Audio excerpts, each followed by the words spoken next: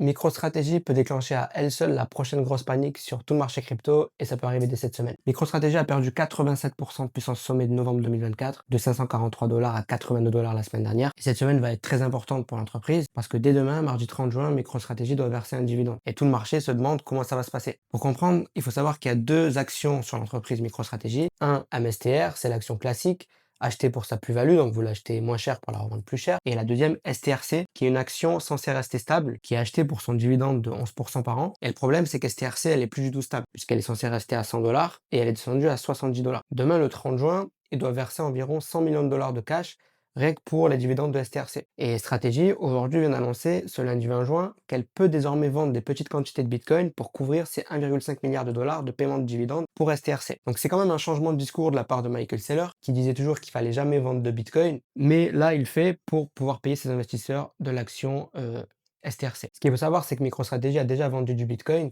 Ils ont vendu 32 Bitcoins entre le 26 mai et le 31 mai. Donc c'est pas énorme en taille en soi, mais symboliquement c'est énorme parce que c'est leur première vente depuis 2022. Et cette vente de Bitcoin qu'ils ont faite, ils ont précisé que c'était justement pour financer les dividendes.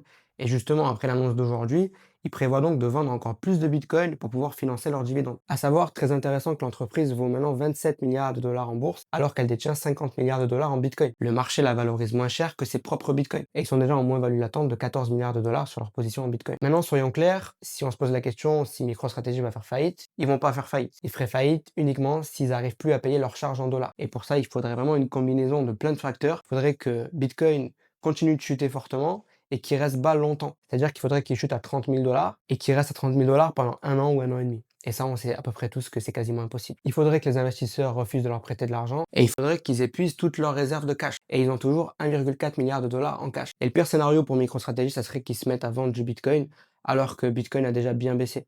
Si par exemple Bitcoin est à 30 000 dollars et qu'ils vendent beaucoup de Bitcoin à ce moment-là, bah, ça pourrait créer une panique supplémentaire et on serait dans une spirale négative où MicroStrategy vend du Bitcoin, Bitcoin baisse, MicroStrategy baisse, ils n'arrivent plus à lever de l'argent et ils se retrouvent bloqués et ça peut garder le prix du Bitcoin bas longtemps. Mais quand même, on n'en est pas encore là. Personnellement, je pense que si Bitcoin baisse davantage, ça peut créer de la panique sur le marché crypto, mais je pense que MicroStrategy va passer à travers ça, notamment parce qu'ils ont beaucoup de réserves de cash. Maintenant, de façon 100% transparente, j'achetais pas MicroStrategy pendant le bull run en 2024 ou 2025, mais aujourd'hui, depuis que l'action est passée en dessous des 100 dollars, c'est une des positions que j'ai personnellement décidé de prendre parce que ce qui est intéressant avec les trésoreries crypto, c'est qu'elles baissent beaucoup plus que Bitcoin pendant les bear markets, comme on peut le voir en ce moment. MicroStrategy est à moins 87% alors que Bitcoin est à moins 53% par rapport à leur sommet. Et quand on est en bull run, elles ont tendance aussi à monter plus que Bitcoin. Voilà, ce que je partage ici, c'est ma décision, c'est ma vision personnelle, mais c'est pas un conseil en investissement. Maintenant, du côté du marché crypto, Bitcoin a connu un mauvais mois de juin, à quasiment moins 20%. Et sur les ETF crypto, on observe aussi la plus longue série de sorties nettes depuis la création des ETF en janvier 2024. On a vu 2 mois consécutifs d'outflow. Donc je dirais que c'est causé par le Clarity Act, la peur autour de MicroStrategy et aussi le bear market en cours. Et donc tout ça, ça arrive au moment où Bitcoin est déjà fragile puisqu'il est sur la moyenne mobile à 200 semaines. Et donc autour de 60 000 dollars, il a de plus en plus de mal à tenir ce niveau. Donc je pense qu'on a fait une grosse partie de ce bear market crypto 2026.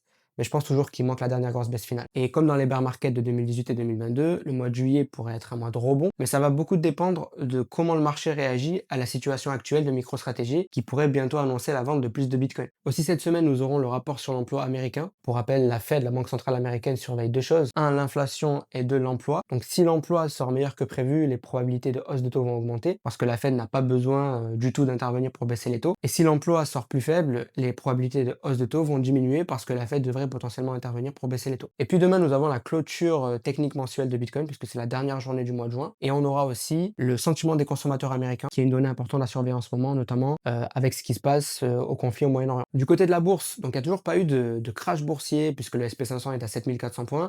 Il n'y a pas eu d'éclatement de la bulle de l'IA. Maintenant, il y a beaucoup d'entreprises qui ont fait déjà moins 60%. Quand on regarde les actions de la tech comme Salesforce, Oracle, ServiceNow, Coinbase, MicroStrategy.